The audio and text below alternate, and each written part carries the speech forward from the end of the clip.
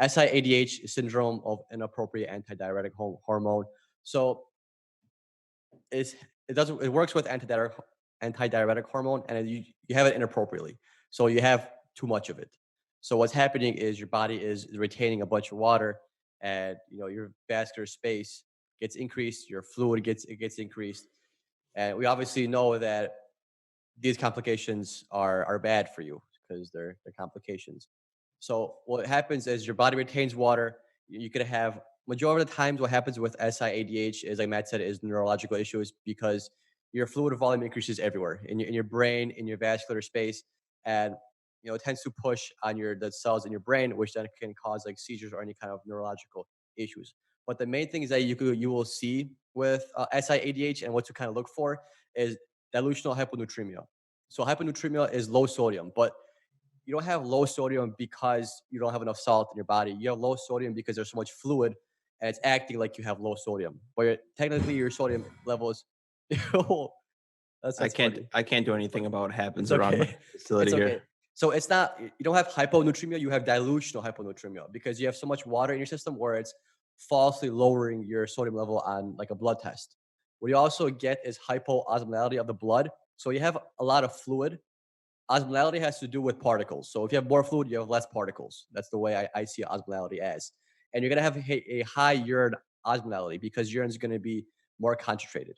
So your urine's going to have more solutes in there because you're not peeing out as much water as somebody that doesn't have SIADH does.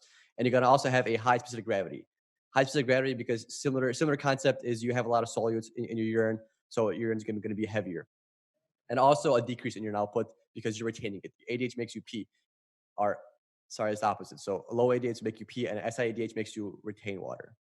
Correct. And as like a nurse, like you have to be careful of what's causing this. So a hyponatremia is having a sodium less than 135, and there's specific disease process that could link this. Meningitis, Guillain-Barré, head trauma like having a subdural hematoma or subdural hemorrhage. We have specific brain cancers because as we're seeing our sodium go down, normally as a nurse or as a physician, you would be like, hey, let's add on sodium chloride, start it at 75 an hour to help increase sodium. But this is not the issue. Our issue isn't replacing the electrolyte, it's actually correcting the cause of having low sodium, which is the retention of the water. So usually this is a physician's job, but as a nurse you should be thinking about things that are causing this. For example, getting out of surgery, anesthesia could cause this as well. Stress actually makes you hold on to ADH. So it's funny, the people that have chronic stress have high cortisol. And is it myasthenia gravis? It's one of the disease processes. I can't think of it right now, where you have the moon shape and it makes you store more. You're naturally storing more water because you're retaining based on this ADH. And one thing we have to realize as a complication of this is when you have low sodium, electrolyte imbalances can cause you to have seizures. So we have to treat the underlying cause, but also we have to look out for um, complications. So sometimes we'll give prevention medicine like Dilantin to prevent seizures. We will restrict your fluids. So unfortunately, you have to be thirsty in the hospital, and you want to drink more because that's what's happening. And we might give you 3% sodium. So what happens is you probably have to come into the ICU for that, and we just monitor your neurological signs as you're getting the 3% replaced. Yeah, just to go back to the complications, like the cool things that I learned is like there's a certain cancer called oat cell carcinoma. So if you get this cancer, you have a high chance of getting SIADH because that cancer actually makes its own ADH. And people go into this issue of SIADH with that kind of cancer majority of the times. And also with viral pneumonia causes it as well because it causes hypoxic areas in your lung, or not in your lung, but in your lungs. Slow down, BD. And like, so if you think about it, your body tries to kind of reperfuse these areas because they're hypoxemic. So what it does is it tries to increase your cardiac output. So it tries to increase blood flow to that area. And the way you increase blood flow to the area would be to increase the volume of your blood. So maybe you could reach it, but you obviously know that that's not how it always works. So that's just something pretty cool that I learned. Old cell carcinoma was actually really interesting.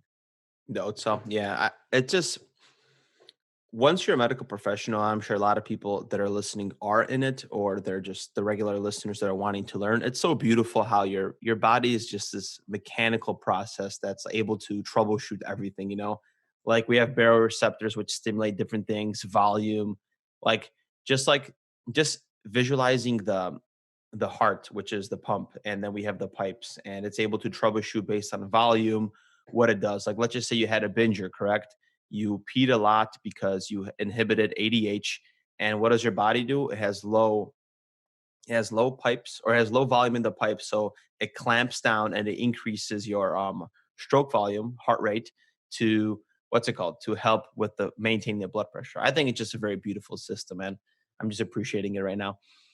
It's cool how like your body is so stable in like homeostasis, and then like once one thing changes, like with the whole ADH, like it's crazy how like everything kind of messes up. It's cool to like see like the disease process and how it actually works and how it actually works and what it actually causes.